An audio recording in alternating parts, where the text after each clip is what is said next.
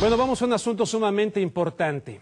Bueno, pues que hay presidente electo, que López Obrador no lo reconoce, que qué pasará el día del desfile militar, que está dura la cosa en México, y sí, está dura, muy dura, pero más dura va a estar si Felipe Calderón, ya como presidente, le entrega el petróleo y los recursos naturales de México a las corporaciones extranjeras.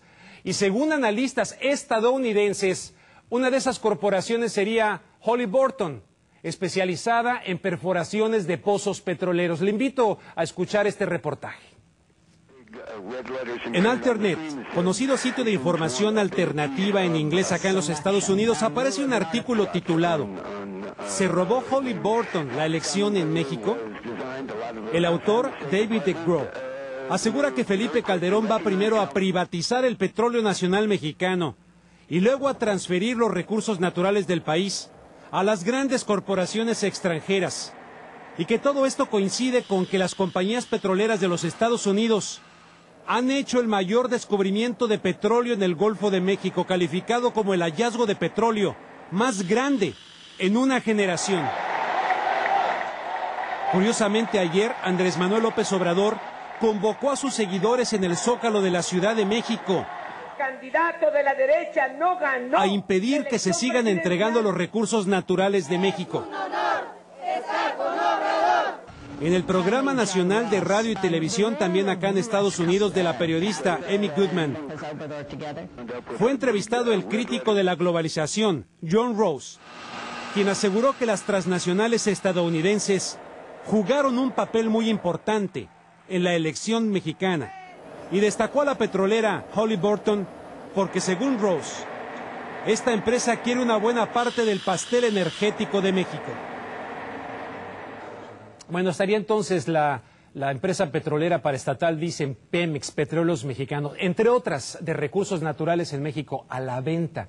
Y Felipe Calderón sería el candidato designado de las corporaciones mundiales para justamente ejecutar esa venta.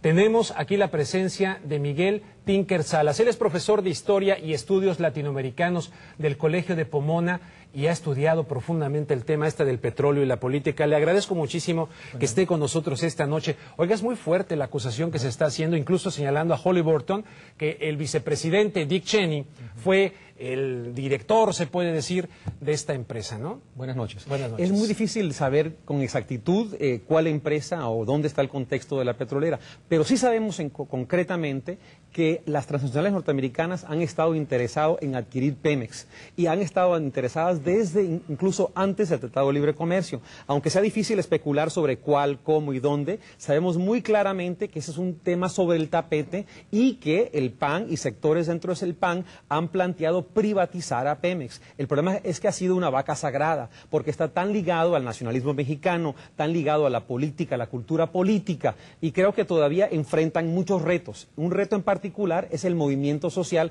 que se ha desprendido a raíz de esta elección y por lo tanto podría limitar sus capacidad de movimiento hacia esa venta. Pero esa venta podría venir en partes, podrían vender una parte de la exploración, podría vender la parte de perforación, como usted mencionaba, o podrían hacerla en secciones. ¿Y qué tanto, profesor, realmente las transnacionales, como lo decían en esta página de internet que es bastante seria dentro de los medios alternativos, estas empresas transnacionales realmente pudieron haber influido en la elección de México? Yo creo que sería difícil probarlo a este momento, pero es muy claro que el sector empresarial mexicano hizo el papel por ellos también, porque hay un interés en mantener como socio a México, mantenerlo especialmente en contexto de lo que está pasando en el resto de América Latina. México para ellos es importantísimo para frenar el movimiento social que ven en el caso de Venezuela o Bolivia o Ecuador o Argentina y Brasil. Por lo tanto, es una pieza fundamental, una pieza clave. Por eso Negroponte, el jefe de Seguridad Nacional norteamericana,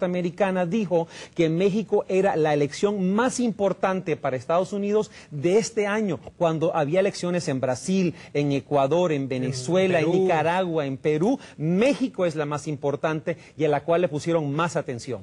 Bueno, pues yo le quiero preguntar también, ¿por qué México ha elevado enormemente su producción desde el Tratado de Libre Comercio, pero vemos que las reservas van para abajo. Si ve usted un gráfico que tienen sobre la producción petrolera en América Latina, verán que México, aunque tiene reservas, este año se piensa que va a bajar fundamentalmente. Aquí está en pantalla, fundamentalmente va a bajar a comienzos del 2006 y va a bajar a 14% por año. O sea que aunque su producción ahorita está más elevada a Venezuela, a largo plazo Venezuela lo desplaza y producirá más petróleo. Y si se incluye dentro de las reservas venezolanas el crudo pesado, entonces Venezuela ya adquiere capacidad petrolera mayor que Arabia Saudita. Entonces ya comienza México a desplazarse como productor petrolero y como actor político, porque el petróleo es política y es fundamental para entender las relaciones entre Estados Unidos, México y el resto de América Latina. Oiga, y entonces a mí lo que francamente como mexicano me preocupa y me indignaría mucho, que Felipe Calderón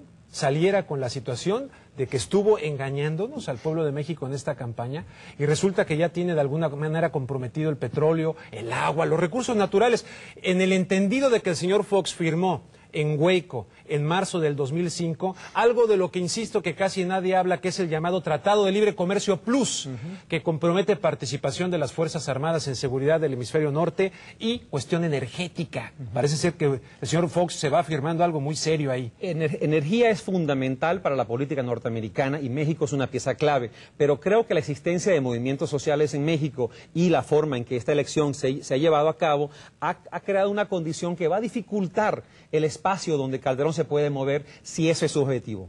Si ese es el objetivo, o sea, López Obrador estaría sirviendo como de muralla, de muro, pues, para que se consumara ese proyecto de entregar los recursos naturales. En cierta forma, este movimiento que se ha creado desde la fecha de la elección y que ahora vemos vinculado claramente hacia proteger o plantear un proyecto diferente de nación, va a dificultar el espacio donde va a operar Calderón. Profesor Tinker Salas, muchísimas gracias. Le agradezco mucho que haya estado con nosotros esta noche aquí en Contexto y a ver si coincide conmigo en esta reflexión del tema. Dado que pues en la tierra hay suficiente para satisfacer las necesidades de todos, esto lo decía Gandhi, pero no tanto como para satisfacer la avaricia. Y desgraciadamente la mayoría de nuestros políticos están movidos por la avaricia. A esos políticos les recuerdo humildemente acá desde Los Ángeles que la avaricia es un pozo sin fondo que termina avasallando a las personas hasta secarles el alma.